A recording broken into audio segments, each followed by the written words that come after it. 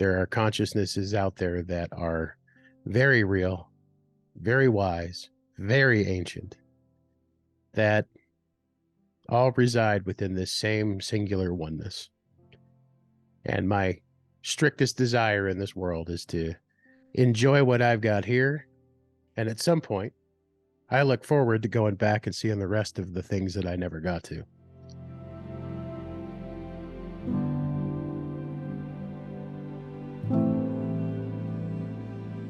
Ragnar Eriksson here.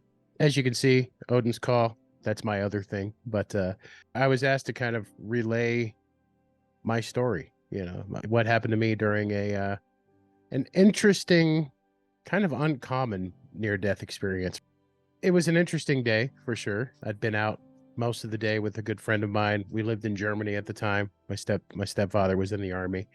So my friend and I had been hanging out at the little local bar that was by their house. And, it's Germany. So you see over the counter, you can order a beer and it's not a big deal. So we'd had a couple of beers. Nobody was drunk when, I don't know, 11 o'clock, something like that. We decided time to go home. We started walking back towards his house, and it's a very rural area, so there's a lot of just wide open, not a lot of streets, no street lights.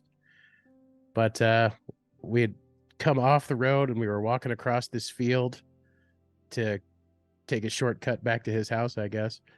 And I just felt something give just a little bit underneath of me for a second, and I kind of heard an audible crack. And it was I very quickly came to the realization that I wasn't walking across a field. I was walking across a stream of some kind. I was walking on top of ice.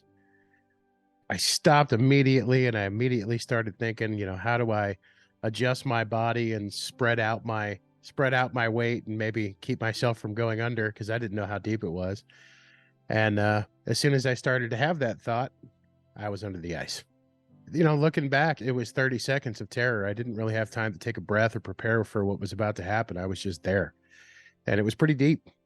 And I felt myself being pulled along a little bit by the flow of the water, and I couldn't see anything. It was dark as can be out in, rural Germany.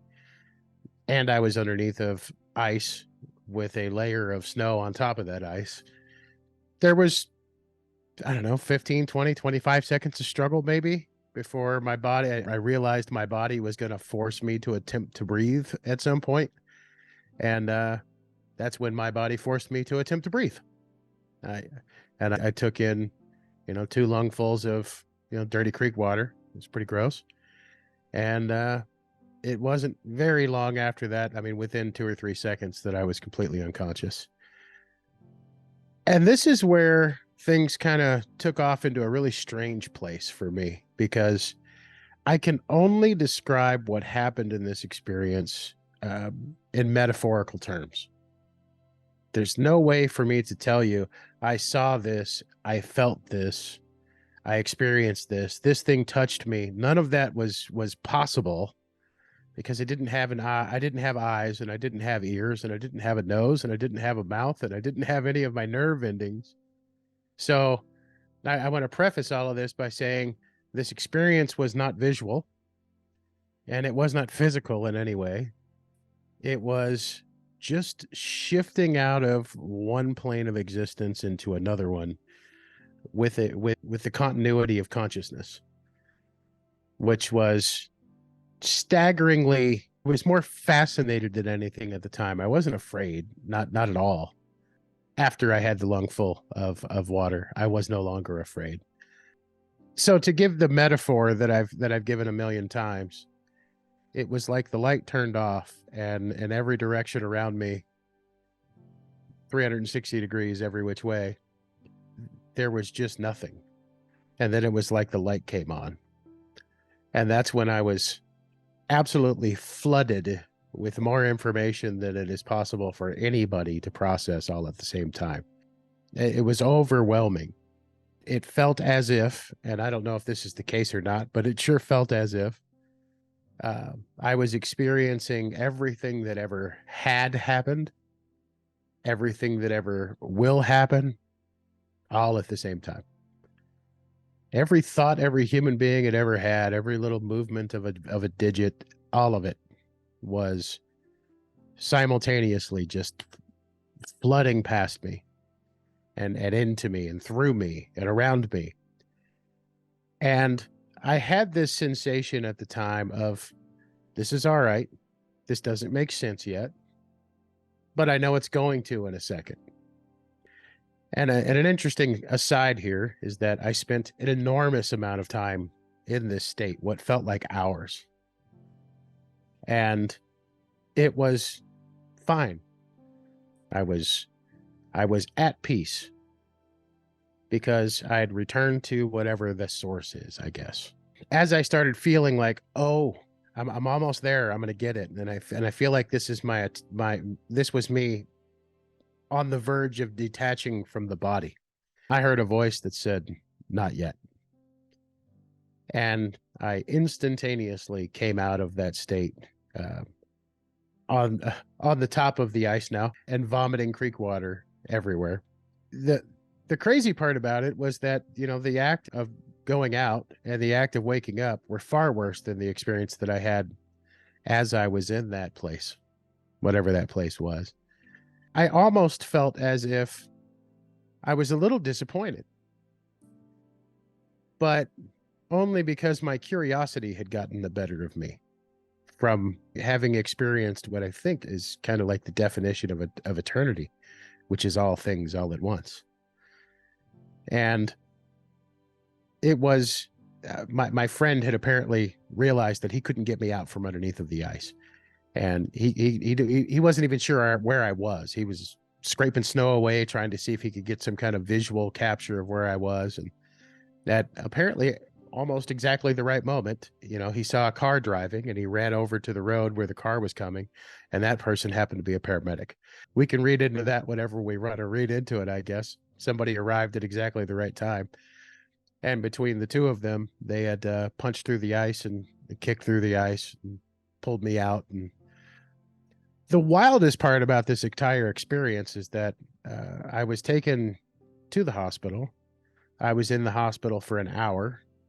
My body temperature was completely back to normal. I had no long-term ramifications, at least that I'm aware of, physically from this experience. No cognitive loss, no loss of brain function. I was fine. I was completely back to normal. And the doctors were blown away. They were just, this doesn't make any sense. Or in their German accent, this doesn't make any sense. But it was fun. It was an interesting experience to have all of these people around me going, I don't know how you're even alive right now, much less healthy. And I spent the next couple of days kind of dealing with some fluid on my lungs and, still kind of coughing up some stuff that wasn't a whole lot of fun. But physically, I was fine. And the biggest takeaway that I got from this entire experience, and this flies in the face of what a lot of people have said about their near-death experiences, and I don't want to discount what anybody else has experienced in their journey at all. But this did for me, it almost subtracted some spirituality from me. It was, oh, that's what it is. Cool. One less thing for me to think about. One less thing for me to worry about. One less thing for me to process. When my time comes, that's where I'm going. And I've already been so close to it that I was comfortable being there. So I'm no longer afraid of it at all. Not even a little bit. But it has inspired in me more compassion, more understanding of other people. In fact, that's one of the things that I brought back with me. And that's one of the other questions that I get an awful lot is, what changed? I think the biggest thing that changed for me was my concept of time. I think we've all experienced life as this line, this linear progression from one time to another time, and that being just a finite thing. Well, my journey to whatever this was tells me that time is not linear at all. It's just how we're kind of forced to perceive it within these bodies. It's a different experience from what I can gather for whatever our real consciousness actually is. Something for us to learn or just experience things differently than we would in our natural real state outside of these bodies. I see time now as a globe, like a sphere, as if, time just does. Distance no longer exists because the only thing that separates 2 points, the only distance between 2 points, is the time that it takes to get from one point to another point. So in the absence of time, distance no longer matters. In the absence of distance, all limitations are gone. You can meet anyone. You can interact with anyone. You can experience whatever you want to experience. And I think one of the biggest things that I can imagine about this is I realize just how tiny our little home is. Not only our bodies, but this planet. In the absence of distance, I just had the sensation that I could be on the other side of the universe with a thought. No action would have had to been taken. And that really pinpointed exactly how tiny and unimportant at the end of the day most of us really are.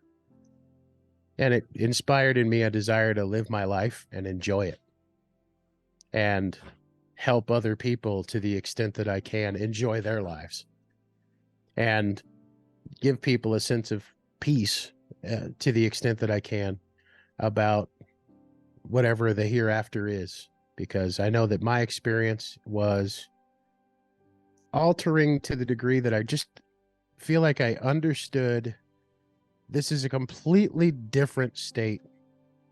It doesn't even resemble, whatever this is, but it's still me.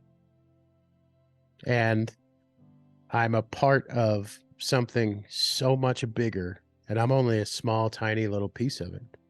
A part of something so much bigger where everything is shared between everyone simultaneously throughout all of history. And when I say everyone, I'm not just talking about people, at least as we know them presently.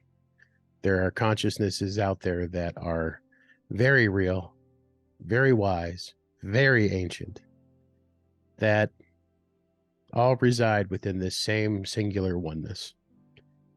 And my strictest desire in this world is to enjoy what I've got here. And at some point, I look forward to going back and seeing the rest of the things that I never got to, whenever that time comes. And hopefully that's no time soon for me or for any of you. We chose to be here, in my opinion. We want to be here, in my opinion. Another aside, and forgive me, I've had a lot of people that have reached out to me through other channels that I've had this discussion with. And it seems like there's a lot of people out there that are that view this kind of content primarily to get a sense of peace about moving on, because they're thinking about intentionally moving on. And I want to beg you not to do that, because that is not your purpose. That if you're watching this, if you're watching any of that stuff, and it makes you feel a little bit better about where you're headed when the time comes, cool. But don't ever, please put the suicide hotline number up on this video, because this is where you're meant to be, because there are a lot of us out here that love you and respect you and will protect you if we have to. So I guess that's my whole story.